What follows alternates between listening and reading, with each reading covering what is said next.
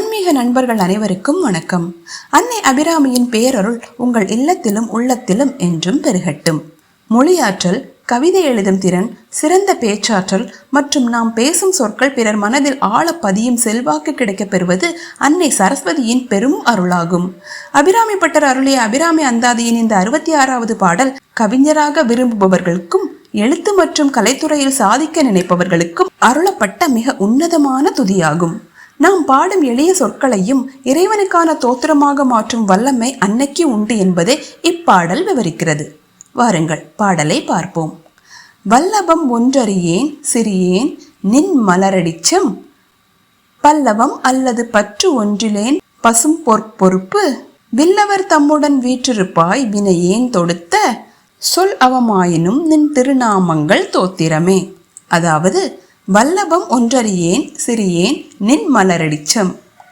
தாயே, எனக்கு எந்த விதமான கலை அறிவோ கவிதை எழுதும் திறமையோ பேராற்றலோ கிடையாது. நான் மிக சிறியவன். ஆனால் உன்னுடைய மலர் போன்ற சிவந்த பல்லவம் அல்லது பற்று ஒன்றிலேன் பசும் பொறுப்பு தளிர் போன்ற திருவடிகளை தவிர வேற எந்த ஒரு துணையையும் பற்றுகோலையும் நான் அறிய மாட்டேன். பசிய பொன்னிறமான மேருமலையை வில்லவர் தம்முடன் வீற்றிருப்பாய் வினையேன் தொடுத்த, வில்லாக கொண்ட சிவபெருமானோடு எப்போதும் இடப்பாகத்தில் வீற்றிருப்பவளே, தீவினைகளை உடைய நான் தொடுத்த கவிதை மாலைகளிலுள்ள சொல் அவமாயினும் நின் திருநாமங்கள் தோத்திரமே.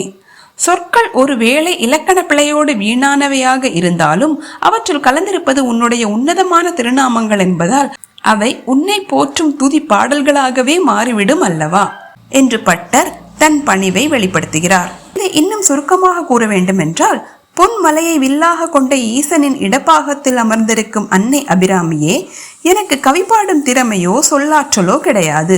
உனது தளிர் போன்ற பாதங்களை மட்டுமே நம்பியிருக்கும் எளியவன் நான். என்னை போன்ற பாவி பாடும் கவிதைகளில் சொற்குற்றமோ பொருட்குற்றமோ இருந்து அவை வீணானவையாக தோன்றினாலும் அதில் நான் உன்னுடைய பெயர்களை பயன்படுத்துவதால் அது உன்னை துதிக்கும் சிறந்த தோத்திர பாடலாகவே மாறும் என்று பட்டர் உருகுகிறார். இப்பாடலை துதிப்போர்க்கு அன்னை வாக்கெனில் சரஸ்வதியாய் அமர்ந்து கவிப்பாடும் ஆற்றலை தந்தருள்வாள். புதன்கிழமை கல்வி மற்றும் கலைக்குரிய புதன்காரக நாள். வெள்ளிக்கிழமை அல்லது மூல நட்சத்திரம் பௌர்ணமி தினங்களில் தொடங்கலாம். அதிகாலையில் குளித்துவிட்டு சரஸ்வதி தேவி அல்லது அன்னை அபிராமியின் திருவுருவ படத்தின் முன் அமர்ந்து படிக்கலாம். எழுத்து, பேச்சு, கவிதை மற்றும் கலைத்துறையில் சிறந்து விளங்க விரும்புபவர்கள் இப்பாடலை தினமும் 11 முறை, 27 முறை அல்லது 108 முறை பாராயணம் செய்ய வேண்டும்.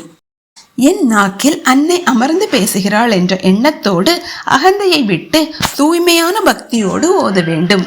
கலை மற்றும் கவித்துவ வழிபாட்டிற்கு உகந்த கற்கண்டு கலந்த பசும்பால், தேன் அல்லது பாயாசம் நைவேத்தியமாக வைக்கலாம். கலைமகள் மற்றும் அன்னைக்கு உகந்த வெள்ளை நாவற்பழம், வாழைப்பழம் அல்லது உலர் திராட்சை மற்றும் நறுமணமிக்க வெண்தாமரை மலர்களை அன்னைக்கு சமர்ப்பிக்கலாம். நேயர்களே, அபிராமி அந்தாதியின் இந்த 66வது பாடலை தொடர்ந்து பாராயணம் செய்து வர சொற்களில் தெளிவும் கற்பனை திறனும் கவிதை எழுதும் அசாத்திய ஆற்றலும் உண்டாகும்.